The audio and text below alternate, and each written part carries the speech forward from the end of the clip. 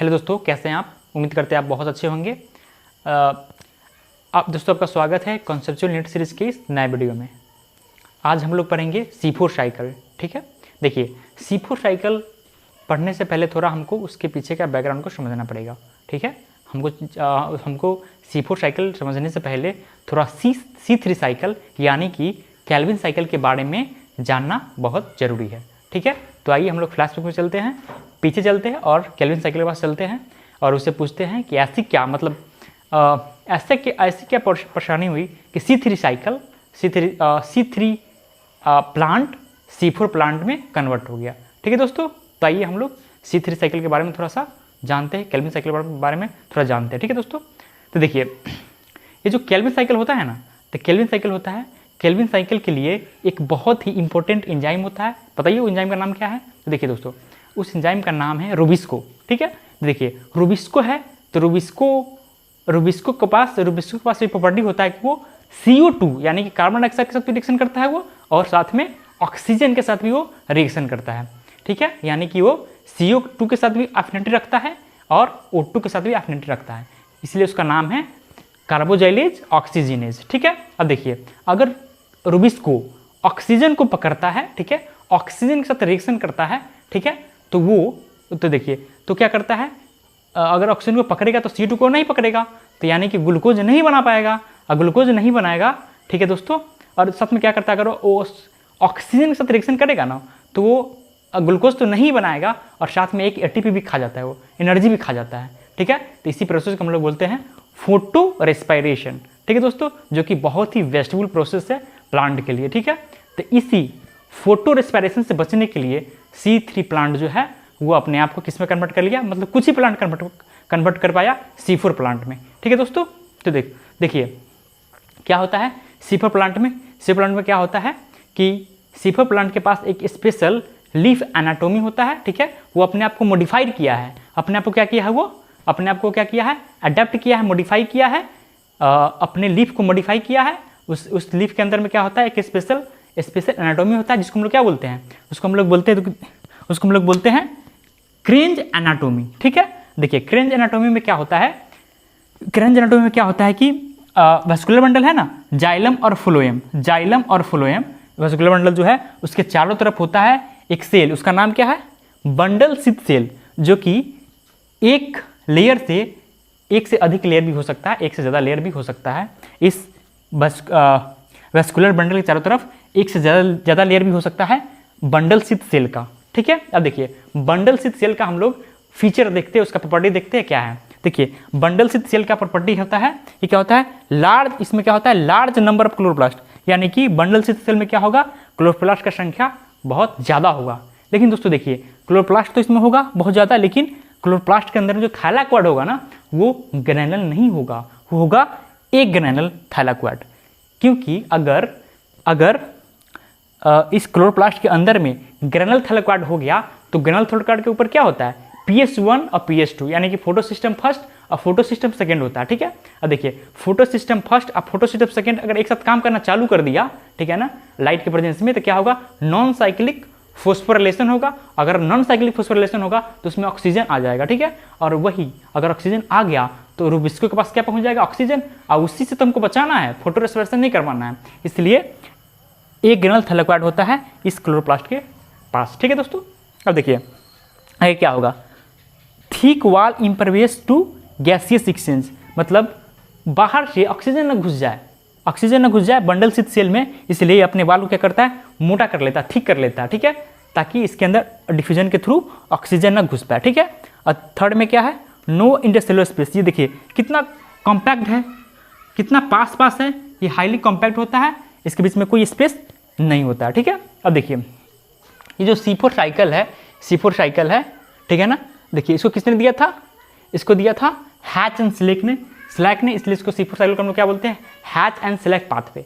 ठीक है, अब देखिए C4 जो साइकिल है, ठीक है ना, C4 साइकिल किस प्लांट में होता है, तो ये C4 प्लांट में होता है। इसका एग्जांपल देख लीजिए यहाँ पर, शुगर केन, मेज और सोरगम। ठीक है, अब देखिए C4 जो प्लांट है उसके पास कुछ स्पेशल प्रॉपर्टी होता है, वो स्पेशल होता है। ठीक है ना, वो स्पेशल प्रॉपर्टीज के पास क्या क्या होता है, देखिए यहाँ पर स्पेशल प्रॉपर्टीज के पास क्या क्या होता है C4 प्लांट के पास। तो देखिए C4 प्लांट के पास स्पेशल प्रॉपर्टी होता है कि ये टॉलरेट कर सकता है हाई टेम्परेचर, ये हाई टेम्परेचर को टॉलरेट बर्दाश्त कर सकता है, टॉलरेट कर सकता है, ठीक है। और क्या कर सकता है, ये हाई लाइट इंटेंसिटी को भी झेल सकता है, ठीक है।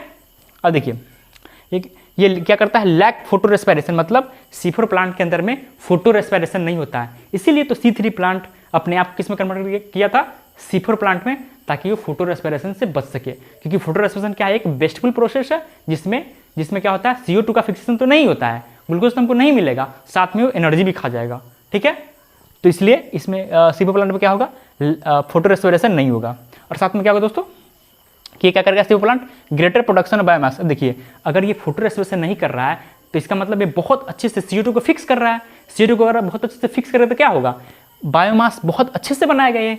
ऐसे इसका एग्जाम्पल भी देख लीजिए, शुगर केन, आपको पता ही है शुगर केन कितना अच्छा बायोमास बनाता है, उसका वजन कितना ज़्यादा होता है, ठीक है। तो देखिए क्या होगा, इसका ग्रेटर प्रोडक्टिव बायोमास हो जाएगा, मतलब ये बायोमास अच्छा बनाएगा क्योंकि इसमें फोटो रेस्पिरेशन नहीं हो रहा है। और फिफ्थ में क्या है, स्पेशल लीफ एनाटोमी। हाँ C4 प्लांट के पास स्पेशल लीफ एनाटोमी होता है, ये क्रेंज एनाटोमी, ठीक है दोस्तों। अब हम लोग C4 साइकिल को, C4 पाथवे को देख लेते हैं, उसका रिएक्शंस देख लेते हैं, ठीक है दोस्तों। देखिए दोस्तों हम लोग अब C4 साइकिल में जितने भी रिएक्शंस इन्वॉल्व है उसके बारे में जानने का कोशिश करते हैं, ठीक है। तो आइए हम लोग C4 साइकिल पढ़ते हैं, ठीक है। देखिए यहाँ पर क्या होगा, C4 साइकिल में दोस्तों क्या होगा, एक होता है मेसोफिल सेल, एक होगा बंडल सिथ सेल, ठीक है दोस्तों। अब देखिए CO2 क्या होगा, CO2 एटमॉस्फेयर से एंट्री लेगा, कहाँ एंट्री लेगा, मेसोफिल सेल में CO2 एंट्री लेगा, ठीक है। अब देखिए CO2 जब एंट्री लेगा मेसोफिल सेल में तो ये मिलेगा फोस्फोइनोल पाइरुवेट से मिलेगा, जो कि CO2 एक्सेप्टर है, ठीक है। तो क्या होगा, CO2 को फोस्फोइनोल पाइरुवेट CO2 को पकड़ेगा, ठीक है। उसके बाद क्या करेगा, वो पेप्केज एंजाइम के प्रेजेंस में ये कन्वर्ट हो जाएगा ऑक्जेलो एसिटिक एसिड में। अब देखिए दोस्तों ये जो पेप्केज फोस्फोइनोल पाइरुवेट है ना, वो 3 कार्बन का कंपाउंड होता है, ठीक है। वो अगर एक CO2 मॉलिक्यूल को पकड़ लिया तो कितना कार्बन के कंपाउंड में कन्वर्ट हो जाएगा, 4 कार्बन के कंपाउंड में कन्वर्ट हो जाएगा। इसका नाम क्या है, ऑक्जेलो एसिटिक एसिड, ठीक है। अब देखिए दोस्तों फोस्फोइनोल पाइरुवेट क्या किया है, एक CO2 को पकड़ा है, ठीक है, यानी कि एक CO2 को पकड़ा है तो उसका बोलेंगे उसको कार्बोजाइलेशन, एक CO2 को फिक्स किया, ठीक है। अब देखिए तो क्या बन गया, ऑक्जेलो एसिटिक एसिड। अब ऑक्जेलो एसिटिक एसिड क्या होगा, कन्वर्ट हो जाएगा मैलिक एसिड में या अस्पार्टिक एसिड में, जो कि 4 कार्बन का एसिड है, 4 कार्बन का एसिड है, ठीक है। अब देखिए ये मैलिक एसिड या अस्पार्टिक एसिड क्या हो जाएगा, यहाँ से ट्रांसफर हो जाएगा किसमें, बंडल सिथ सेल में क्या होगा, ये ट्रांसफर हो जाएगा, ठीक है। क्या हो जाएगा, ट्रांसफर हो जाएगा ये मैलिक एसिड। तो मैलिक एसिड क्या होगा, इसमें आ गया, आप बंडल सिथ सेल में आ गया, ठीक है। अब देखिए क्या होगा, मैलिक एसिड कन्वर्ट होगा पाइरुवेट में। अब देखिए मैलिक एसिड कितने कार्बन का है, 4 कार्बन का है, लेकिन ये पाइरुवेट कितने कार्बन का, ये है 3 कार्बन का, ठीक है दोस्तों। तो क्या होगा, यहाँ पर एक CO2 मॉलिक्यूल निकला है, CO2 मॉलिक्यूल के निकलने को क्या बोलेंगे हम लोग, डीकार्बोजाइलेशन, ठीक है। यहाँ पर क्या हुआ है, डीकार्बोजाइलेशन हुआ है जब मैलिक एसिड कन्वर्ट हुआ है पाइरुवेट में, ठीक है। अब देखिए इस CO2 का इस्तेमाल करते हुए इस CO2 कहाँ चला जाएगा, ये CO2 कहाँ चला जाएगा, अब ये केल्विन साइकिल में चला जाएगा और यहाँ से ये फिक्स होकर के ग्लूकोज मॉलिक्यूल बना देगा, ठीक है। अब देखिए यहाँ पे CO2 क्या होगा, CO2 क्या हुआ है, CO2 का यहाँ फिक्सेशन हो रहा है, कहाँ पे हो रहा है, ये बंडल सिथ सेल में हो रहा है, ठीक है। अब देखिए बंडल सिथ सेल में अगर CO2 का फिक्सेशन होगा, केल्विन साइकिल होगा, तो यहाँ पर क्या होगा, यहाँ पे एक एंजाइम ही होगा, उसका नाम क्या है, रुबिस्को, ठीक है। उसका नाम क्या है, रुबिस्को। तो रुबिस्को एंजाइम कहाँ होगा, C4 साइकिल में। तो C4 साइकिल में रुबिस्को एंजाइम कहाँ होगा, वो होगा बंडल सिथ सेल में, ठीक है। अब देखिए अब क्या होगा, ये जो पाइरुवेट है फिर से ट्रांसफर कहाँ हो जाएगा, फिर से वो चला जाएगा मेसोफिल सेल में इस प्लाज्मोडेस्माटा के थ्रू, ठीक है। अब देखिए अब देखिए दोस्तों, जब अगर हम लोग को C4 साइकिल को फिर से कंटिन्यू रखना है, उस साइकिल को कंटिन्यू रखना है, तो क्या करना पड़ेगा हम लोग को, ये पाइरुवेट को कन्वर्ट करना पड़ेगा फोस्फोइनोल पाइरुवेट में। अब देखिए यहाँ पे क्या होगा, जब पाइरुवेट कन्वर्ट होगा फोस्फोइनोल पाइरुवेट में तो हम लोग को 2 ATP देना पड़ेगा। देखिए दोस्तों इसको हम लोग ऐसे रिलेट कर सकते हैं, जब हम लोग सेलुलर रेस्पिरेशन पढ़ते हैं ना, तो उसमें एक प्रोसेस पढ़ते हैं, इसका नाम है ग्लाइकोलिसिस।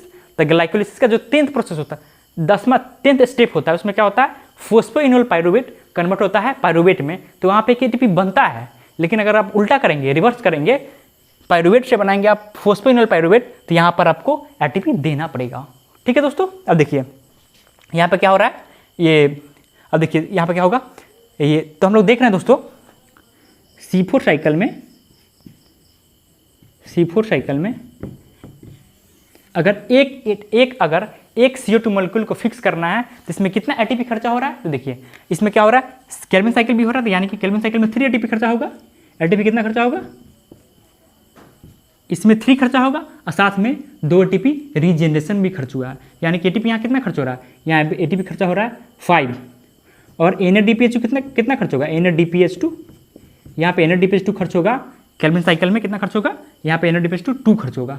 देखिए दोस्तों, अब यहाँ पर क्या है कि अगर एक CO2 मॉलिक्यूल को हम लोग फिक्स कर रहे हैं तब उसमें 5 एटीपी खर्च हो रहा है, और NADPH2 कितना खर्च हो रहा है 2। लेकिन अगर आपको एक ग्लूकोज मॉलिक्यूल बनाना है तो उसमें 6 कार्बन होता है। कितना कार्बन होता है उसमें 6 कार्बन होता है, तो उसके लिए क्या करना पड़ेगा, इस साइकिल को हम लोग को 6 टाइम रन करना पड़ेगा। ठीक है, तो देखिए अगर 6 टाइम रन कीजिएगा तो आपको इसको 6 से मल्टीप्लाई करना पड़ेगा, और इसको भी 6 से मल्टीप्लाई करना पड़ेगा। तो यानी कि एटीपी इसमें कितना खर्चा हो रहा है 30 C4 साइकिल में, और NADPH2 कितना खर्चा हो रहा है, इसमें खर्चा हो रहा है 12।